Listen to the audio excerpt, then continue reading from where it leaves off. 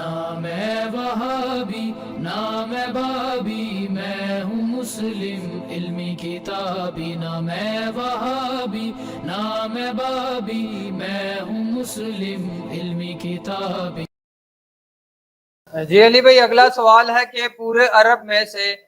امام علیہ السلام کا ساتھ کیوں نہیں کسی نے دیا؟ آخر امام علیہ السلام اکیلے کیوں ہو گئے؟ دیکھیں یہ میں تو کل بھی ڈسکس کر چکا ہوں، مائیں روزانہ تو حسین پیدا نہیں کرتی ہیں، پھر اسی وقت ایک کمیونیکیشن گیپ بھی تو تھا نا۔ یعنی آج آپ دیکھیں کوئی ایشو ہوتا ہے، ہم ہیش ٹیگ چلا دیں تو پوری دنیا میں ہلچل مچ جائے گی۔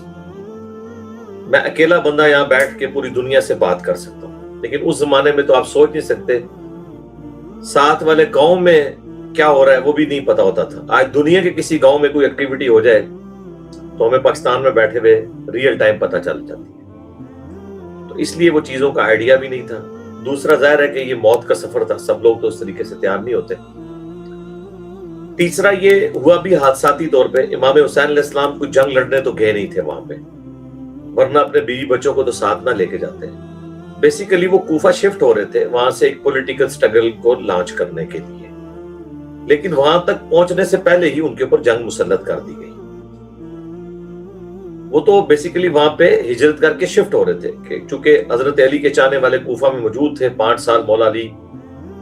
وہاں پہ خلیفہ راشد کے طور پہ رہے، تو شیعان علی کا گڑھ تھا کوفہ، اور ویسے بھی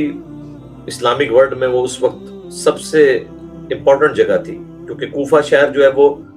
اس کو حضرت عمر نے فوجی چھاونی کے طور پہ بنایا تھا، تاکہ مدینہ شریف میں تو رہ کے رومن امپائر کا مقابلہ نہیں کیا جا سکتا تھا، پرشین امپائر تو پوری مسلمانوں کے پاس آ گئی تھی، رومن امپائر کی کچھ باقیات تھیں جو جزیہ دیتے تھے، لیکن ان سے خطرہ رہتا تھا کہ مسلمان حکومت پہ وہ حملہ نہ کر دیں، اور ان کو سب سے پہلے عراق ہی پڑتا تھا، تو اس لیے حضرت عمر کا یہ ویژن تھا، انہوں نے کوفے میں فوجی چھاونی قائم کر دی تھی۔ حضرت علی بھی پھر کوفے شفٹ ہو گئے تھے، مدینہ شریف چھوڑ گئے تھے، ظاہر مدینہ شریف میں ایک خلیفہ مظلوماً شہید ہو گیا تھا، پھر مجبوراً حضرت علی کو اس لیے بھی نکلنا پڑا کہ دوبارہ کوئی ایپیسوڈ اس طرح کا نہ ہو، ورنہ یہ دوسری شہادت مولا علی کی بھی مسجد نبوی میں ہو رہی ہوتی، مسلمانوں کے لیے کتنی تکلیف دہ چیز ہوتی۔ پہلے 2 خلفاء تو یہاں شہید ہو چکے، سیدنا عمر اور سیدنا عثمان رضی اللہ عنہما علیہم السلام، اور پھر چونکہ حضرت عائشہ اور طلحہ اور زبیر بھی جو ہے وہ نکل پڑے تھے، بصرہ سے روانہ ہوئے اور کوفہ میں جا کے انہوں نے اہل کوفہ کے خلاف جنگ کرنے کا ارادہ وہ رکھتے تھے کہ چونکہ یہاں سے حضرت عثمان کے مخالفین شروع ہوئے، لیکن یہ تو حقیقت ہے کہ کوفے کا جو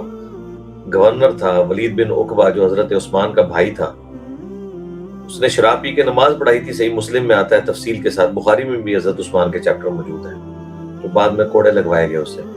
تو مسلمانوں کے دل میں نفرت تھی حضرت عثمان کے گورنروں کے لیے، اور حضرت عثمان کی گورنمنٹ اسی دن کمزور ہوگی جب انہوں نے ولید بن عقبہ کو کوفہ کے لوگوں نے خود معزول کر کے نکال دیا وہاں سے، اور ابو موسیٰ اشعری کو وہاں پہ گورنر نامزد کر دیا۔ اب ظاہر خلیفہ وقت کے لیے تو یہ بڑی عجیب چیز تھی کہ ان کی اجازت کے بغیر اس طرح کا کام ہو گیا، لیکن ریونج ہی اتنا تھا، تو اس لیے کلپرٹ سمجھتے تھے اہل کوفہ کو وہ لوگ جو حضرت عثمان کے خون کا بدلہ لینا چاہتے تھے، تو حضرت علی سے آگے بجائے وہ ڈیمانڈ کرتے مدینہ شریف میں۔ دیکھیں آج پرائم منسٹر سے کوئی چیز ڈیمانڈ کرنی ہوتی ہے تو اسلام آباد میں دھرنا دیا جاتا ہے نا، جہاں پرائم منسٹر بیٹھے ہوئے، لیکن انہوں نے بجائے مدینہ شریف آنے کے انہوں نے فوج تیار کر کے ٹریٹ قانون کو ہاتھ میں لینے کی کوشش کی۔ وہ تو پھر سورۃ الحجرات میں واضح ہے کہ ریٹ آف دی گورنمنٹ تو قائم ہوگی، جب مسلمانوں کا کوئی گروہ باغی ہو تو قتال کرو۔ حضرت علی نے پھر قتال کیا۔ کوفے کے لوگوں پہ اس وقت وہ گورنر تھے ابو موسیٰ اشعری کے، جو ان کو کہہ رہے تھے ہم نیوٹرل رہیں گے، جنگ میں حصہ نہیں لیں گے۔ حضرت علی نے پھر عمار بن یاسر اور حضرت حسن کو بھیجا، بخاری میں ان کا خطبہ موجود ہے کہ لوگوں ایک طرف عائشہ ہیں جو دنیا اور آخرت میں تمہارے نبی کی بیوی ہیں، یہ صحیح بخاری کے الفاظ ہیں۔ عمار بن یاسر نے خطبہ دیا، خود نچلی سیڑھی پہ کھڑے ہوئے، حسن ابن علی کو اوپر والی سیڑھی پہ بٹھایا، لیکن اللہ تمہیں آزمائے گا کہ تم عائشہ کی اطاعت کرتے ہو یا اللہ کی، کیونکہ امیر المومنین کی اطاعت اللہ کی اطاعت ہے، وَأُولِي الْأَمْرِ مِنْكُمْ کہتا ہے۔ حضرت علی کو تو مجبوراً نکلنا پڑا ہے مدینہ شریف سے، کیونکہ اگر وہاں سے نہ نکلتے تو جو ان کا باغی گورنر تھا وہ شام میں بیٹھا تھا، حجاز سے بہت دور تھا، تو کوفے میں بیٹھ کے اس کی حرکتوں کو بھی کاؤنٹر کیا جا سکتا تھا، اور دوسرا جو لوگ کوفے پہنچے ہوئے تھے خود ریٹ آف دی گورنمنٹ کو چیلنج کرنے کے لیے اور حکومت کے یعنی قوانین کو اپنے ہاتھوں میں لینے کے لیے، ان کو بھی کرنا تھا۔ عبداللہ ابن سلام جو صحابی ہیں وہ سامنے آ کے مولا علی کے کھڑے ہو گئے تھے، گھوڑے کی مہار پکڑ کے، اور منتیں مارتے رہے امیر المومنین آپ نہ نکلیں مدینہ شریف سے، کیونکہ مجھے نہیں لگتا کہ آپ اگر نکل گئے تو دوبارہ دارالخلافہ کبھی مدینہ ہوگا۔ لوگ یہ روایت تو بیان کرتے ہیں لیکن یہ نہیں دیکھتے کہ آپ نے حضرت علی کو مدینے میں رہنے نہیں دیا، مجبور کیا ہے، آپ نے علی کو مجبور کیا نکلنے پہ، اور اس کے بعد ان کے بیٹے حسین ابن علی کو مجبور کیا کہ حج کے دنوں میں زبردستی بیعت لینے کی کوشش کی، تو مدینہ سے مکہ اور پھر مکہ سے کوفے کی طرف روانہ ہوئے۔ تو تصویر کا ایک رخ تو بتایا جاتا ہے، دوسری مجبوریاں نہیں بتائی جاتی ہیں۔ بہرحال مولا علی کے وہاں شفٹ ہونے کی وجہ سے یہ ہو گیا کہ پھر دنیا میں مسلمانوں کے علم کے اعتبار سے دو مرکز بن گئے، ایک مدینہ اور دوسرا کوفہ۔ یہ ساری کی ساری جو بہاریں آپ کو کوفہ میں اتنے بڑے بڑے اسکالرز نظر آتے ہیں، صحابہ میں بھی عبداللہ ابن مسعود، عمار ابن یاسر اور باقی لوگ، اور ان کے شاگرد آگے سے تابعین، تبع تابعین،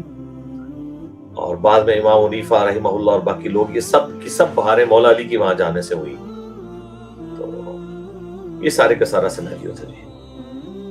جی۔ نیکسٹ۔